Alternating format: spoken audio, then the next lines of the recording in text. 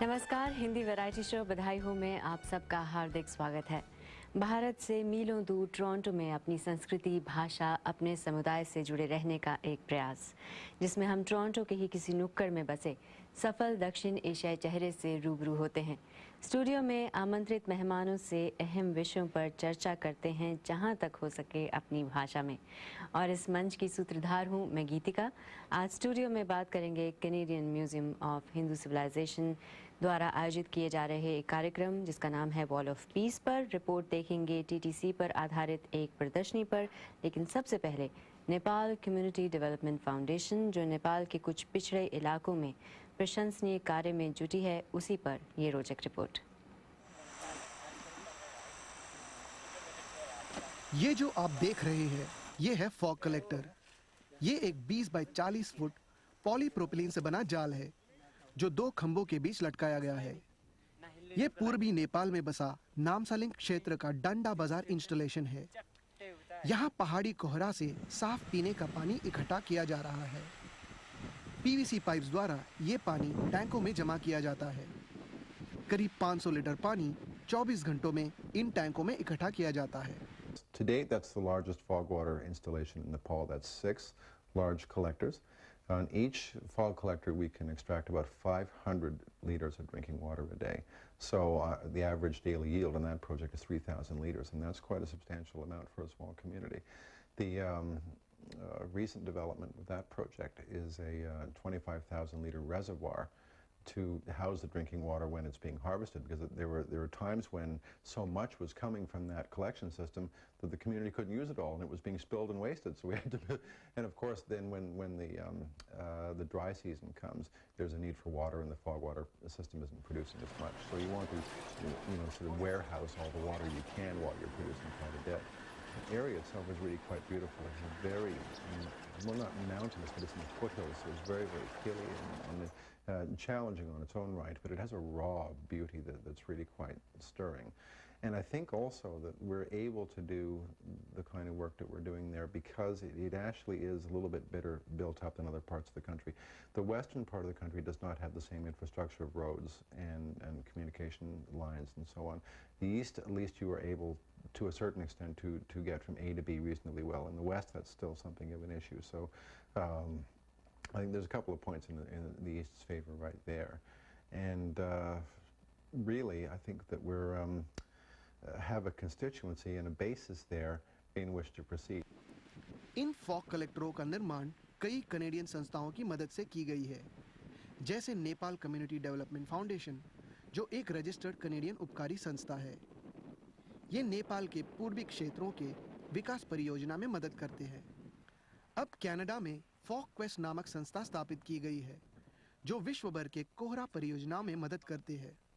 Well, that was actually developed here in Canada, and that is the system of extracting water out of mountain fog. And fog is really just a descended cloud. So if you have a method of collecting the moisture that's inherent in fog, then you've got a source of drinking water. The very first systems were set up in South America by a Dr. Robert Schemenhauer, who was working with Chilean scientists. And he set up an organization called FogQuest in order to promote this system. So now there's fog water systems all over the world. There's ones in Yemen. There are very successful systems in Eritrea. We have systems in South America and in Central America. Tony Makepeace Toronto में बसे एक कुशल photographer है, जो NCDC के संचालक भी है। नेपाल से उनका संबंध कब और कैसे शुरू हुआ? It began with my meeting a doctor who had studied there in the Peace Corps. He was stationed there for 2.5 years. And when he returned to the U.S., he got a medical degree and was so moved by the experience that he really wanted to contribute back to Nepal. He was stationed there as a teacher and as a doctor, even though he didn't have medical training.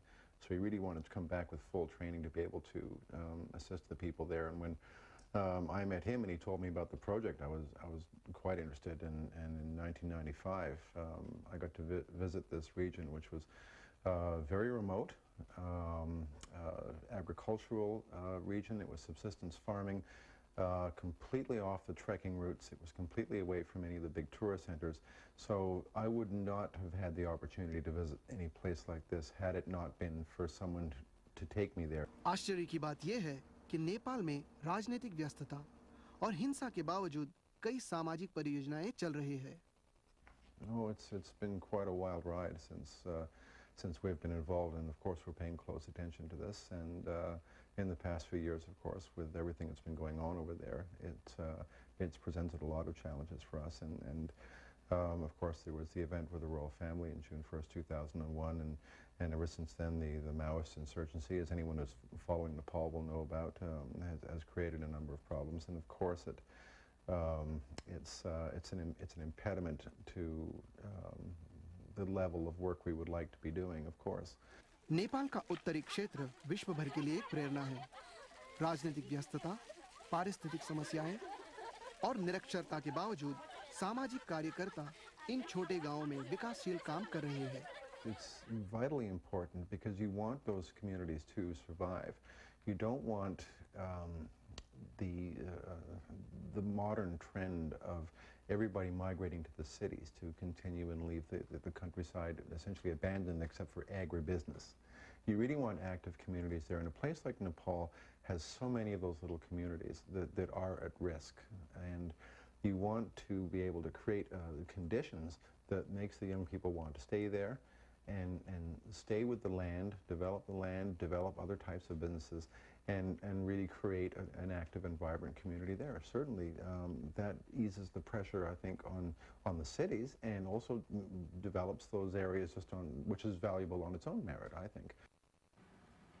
इसी report का दूसरा भाग देखेंगे अगले हफ्ते, और अब studio में आमंत्रित मेहमान से बात करेंगे, लेकिन एक छोटे से ब्रेक के बाद, इसलिए देखते रहिए। बधाई हो।